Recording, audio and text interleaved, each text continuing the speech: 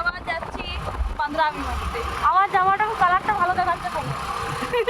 ও তো এরকমই হলুদ করেছিল, সেই কাহিনীটা আর বললাম নি। ওটা বলে দে, ওটা বলে দে। না না বলবো নি।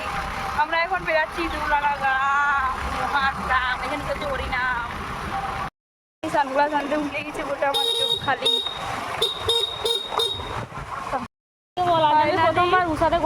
ফাইনালি দাঁড়ান আমি বলছি, ফাইনালি সেটা ট্রাফিক মোড় পার করেছে সযত্নে।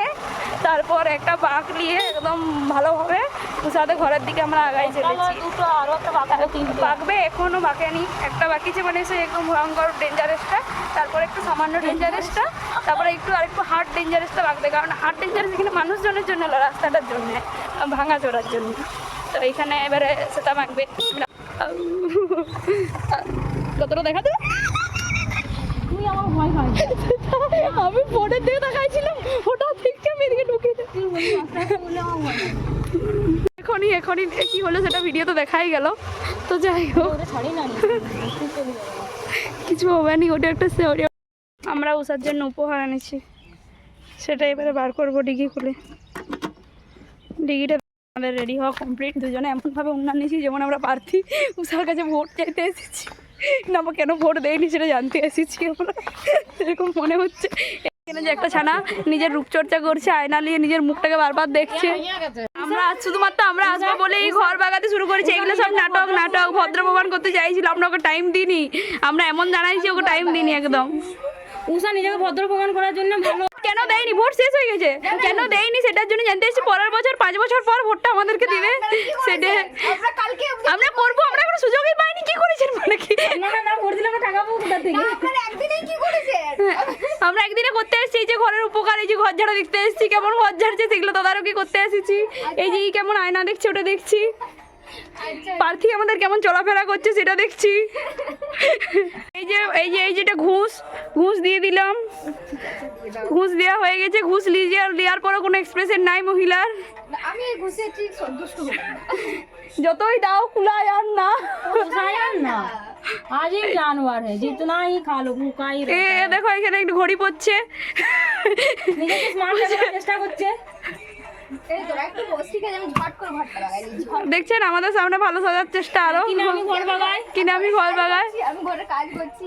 উষাদের নতুন ঘর সেটা আমাকে বলেছিল বেরানোর সময় যে সেটাকে উষাকে জানাই দিলাম। এবার উষা ঘর বাগাই দিবে, সত্যি সত্যি এসে তাই দেখছি। এতটা খারাপ ভাবে বলেনি, কিন্তু বলেছিল, কিন্তু সেটাই ভুলে গেছে। উষালি যা বলবো উষা সেটাই বলে। ও কিন্তু বলেছিল যে দেখবি উষা ঘর বাগাই দিবে, উষা সত্যি সত্যি দেখছি ঘর বাগাচ্ছে। সত্যি সত্যি ঘর বাগানো শুরু করে দিয়েছে। টাকা পাবে, তার মধ্যে 50 লাখ আমাকে দিবে, আর 50 লাখ আমাকে। ওই জন্য তোর কাছে জিরো বসতে দিচ্ছে নি, সব বিছনা জামা কাপড় রেখে দিয়েছে। এখন দেখানোর চেষ্টা করছি পেরেক পিটতে পারে। আমরা খাবো নি বলার পরেও উষা এত স্ট্রাগল করছে। আমরা যেহেতু বললাম কাটার কথা, সেহেতু এখন চটকায় কথা বলতে জানিস নি। উষা যেহেতু উষা দেখেছে যে ঝাড়গ্রামে সেই দাদাটার দোকানটা ভাইরাল হয়েছে, কারণ দেশের প্রধানমন্ত্রী এসে মুড়ি খেয়েছে, সেই জন্য আজকে থেকে প্র্যাকটিস করছে। যেদিনই আমাদের রায়পুরে বেরোবে উষার মানে যাতে ঝালমুড়ে ট্রাই করে, উষা ফেমাস হতে চাইছে, এই তার জন্য এতগুলো নিয়েও এসছে। এমনি এত বড় আনানি আমাদেরকে জবরদস্তি ডাকে নিয়ে আসছে, বলছে আমাদের দুটো মুড়ি খাবি হয় না, আমি দেখ ভালো বানাই। হ্যাঁ ফ্রিতে, আবার পয়সাও লেনি, 10 টাকা ফ্রিতে দিচ্ছে। এই ছেলেটি রাত্রে মানে ঘরে ঘড়ি পড়ে থাকে। এখন ঘড়িটা নাই বলে আমরা হাতটা দেখাবো নি। হাতটা দেখাচ্ছে না গাইস, পকেটে টাকা আছে, আপনারা ঘড়ি দেখতে পেয়েছেন। দেখুন কত মুড়ি খায়, একটা মেয়ে কত মুড়ি খেতে পারে দেখুন।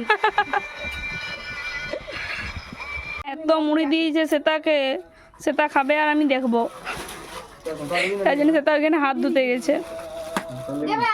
বসে পড়েছে এই যে সেটা খাবো নি করে ঠিক খেতে বসে পড়েছে। যে পেটে খিদা, মুখে লাজ। আমি একবারও লজ্জা পাইনি, একবারও আমি লজ্জা পাই বলিনি। কিছুতেই আসতে দিবে না বলে সেটাকে ওখানে আটকায় রেখেছে। সেটাতে ওর চশমা ছাড়াই নিয়েছে, চশমা মনে হচ্ছে ফেরত পেয়ে গেছে, এবার হয়তো আসবে। থেকে বাইরে এসে বসে পড়েছি যাতে আমার কোনো কিছু বলতে না পারে। অলরেডি আমাকে বলে ফেলেছি আমার থাকার মন আছে, তাই আমি কিছু বলিনি। কিন্তু যখন একজন বললেই হয়ে যাচ্ছে তখন আর বললেও না, জানছি তো সেটা বলবেই, আর সেই প্রোটেস্টেই কাজ হয়ে যাবে। আরও কি সেতা সেতা রিয়া ফিরে পেয়েছে চোখের দৃষ্টি। রোদে ওইটা ছাড়া সেটা দৃষ্টিহীনের মতো। কমপ্লিট করে এবারে ঘুরলো, তার জন্য একটু খাওয়া দাওয়াও করলো। উচাদেবার থেকে বেরিয়ে চলে এসেছি ধোসা খাওয়ার জন্য, আর এদিকে সেটা এক জাম মুড়ি খাওয়ার পরে এখানেও আধা ধোসা খেয়ে ফেলেছে। ধোসা খেয়েও মন ভরেনি, তার জন্য আবার চলে এসেছি খাওয়ার জন্যে। কি বলে